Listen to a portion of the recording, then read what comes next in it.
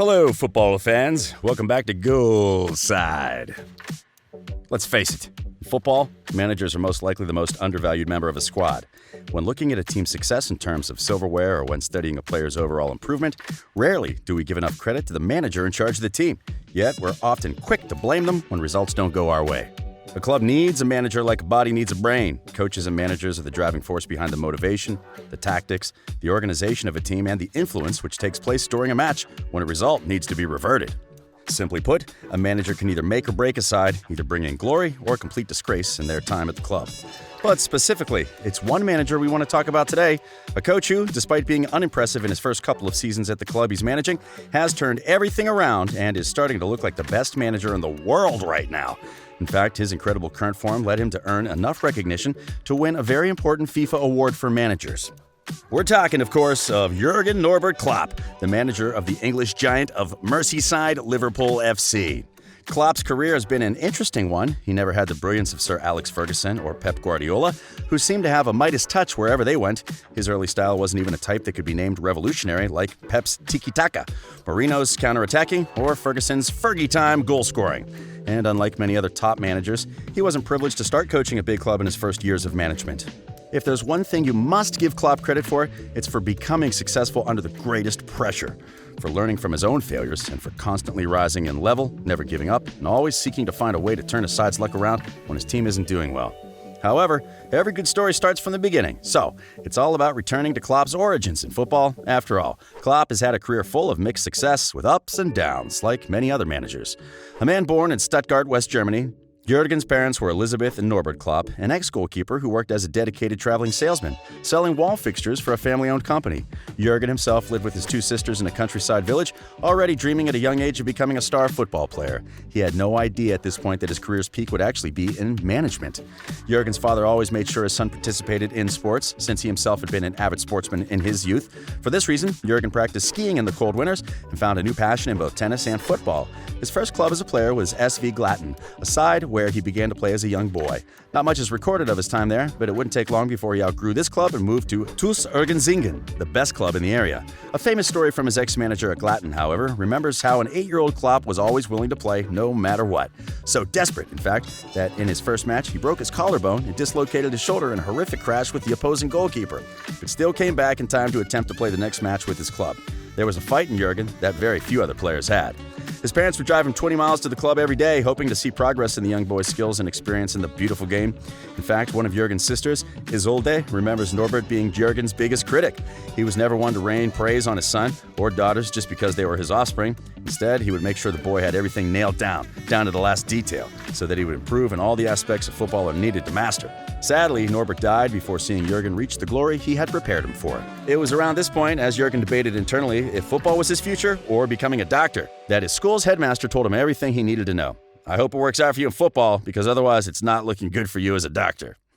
By the time Jürgen finished his A-levels, he decided that it was time to leave the nest his parents had created and moved to a small city named Pforzheim, where he was accepted into a team named 1PC Pforzheim, a club which has since been merged with VfR Pforzheim to form 1CFR Pforzheim, a club in the 5th tier of the German Football League. His time at Pforzheim was unremarkable, only getting 4 appearances total. Jürgen knew that it was time to look elsewhere.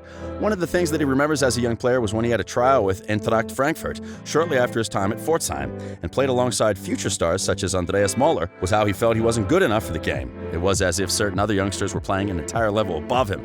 Initially a striker, Jürgen felt that he had excellent vision for the game, sure, but his footwork wasn't on par with his brain. Still, he insisted in looking around Frankfurt for a club where he would fit, leading him to play for Eintracht Frankfurt's non-professional side, Viktoria Singleton and Rot-Weiss Frankfurt. All the while, the young Klopp was working part-time at a video rental store and studying for a degree in sports science at the Goethe University of Frankfurt. But his luck would finally turn in 1990, when he was spotted by Mainz 05, who knew that they could make something out of this young man. Smart, who looked less like a striker and more like a defender. Someone at the club began working on him, and the transformation would prove positive for Klopp. As a player at Mainz 05, Jürgen was excellent and greatly loved by the fans. 11 whole years he played at the club, sticking with them through thick and thin as he went on to become their record goal scorer with 56 goals and 325 25 appearances. He retired from football in his last match, though he wouldn't be far from the sport for long. Mainz approached him with the idea of him coaching the team after Eckhard Klatzun had just been sacked, and Klopp accepted. It had been what he'd desired for a long time, especially since he'd already obtained his football coaching license. His managerial debut was successful, a 1-0 win over MSV Duisburg. It was followed by 6 wins in his first 7, and this revolutionary form saved Mainz from relegation by a single point. His overall career at Mainz was also a success. If you look at it objectively, he took the team to finish top 4 in the second division 3 times in a row before finally getting them promoted to the Bundesliga and turned Mainz into a side that was good enough to reach 11th place, despite being the smallest in the league, in both budget and stadium. His loyalty was unquestioned, and his ability to take Mainz 05 to new heights such as to the UEFA Cup was incomparable. Unfortunately, after getting relegated and failing to take the side back up to the Bundesliga during the 2007-08 season, Klopp decided to resign. Klopp's time as an unemployed manager wouldn't last for long, fortunately. Borussia Dortmund, a side which was looking to challenge for the Bundesliga, found themselves interested in this young positive manager who had done well with Mainz 05. Bayern were also said to have contacted him, but Klopp was always one to prefer the underdogs. Dortmund didn't just do well in their first season with Klopp, they did great.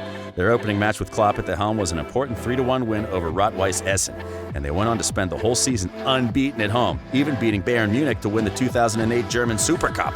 After having finished 13th with their previous manager, Dortmund went on to finish 6th, almost in European places. Klopp's next season at the club was even better, as he led a fast, hungry, and high-scoring squad to Europe for the first time in 7 years, fulfilling a dream that he had carried with him for a long time.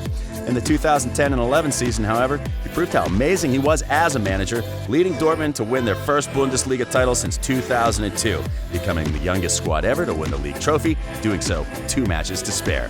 The 2011-12 season was another impressive story as well, as Jürgen's Dortmund lost only 3 Bundesliga matches to win the title by 8 points above Bayer, also beating the German Giants 5-2 in the DFB Pokal final to win the double for the first time in the club's history. By this point, everyone was looking at Dortmund. They were playing fascinating football based on the heavy metal Gegenpressen style, which required an immense amount of pressure and counterattacking, and the players were linked with all of the giants across Europe.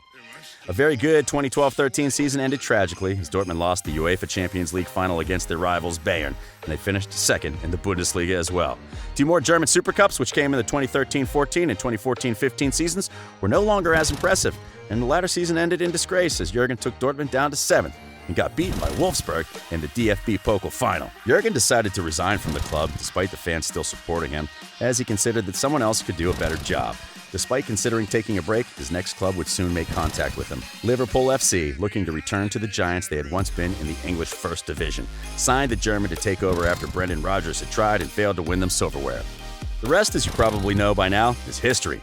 Taking a side to both the English League Cup and the UEFA Europa League finals in his first season, although Liverpool lost them both, he then took them to their first UEFA Champions League final since 2007 in the 2017-18 season, in which they also lost against Real Madrid.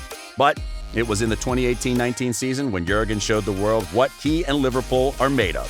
Carrying an ongoing unbeaten home record since 2017, Liverpool lost only once in the league to challenge Manchester City to the very last day of the Premier League season.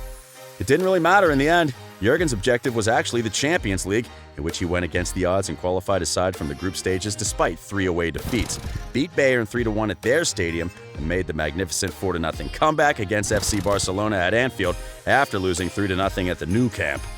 Liverpool lifted their 6th Champions League trophy, making them the 3rd most successful side in the competition's history, and won the UEFA Super Cup just a few months afterward by beating UEFA Europa League winners Chelsea FC. So, after telling you all of this magnificent story of a man who changed the landscape of football, why do we love Jürgen Klopp?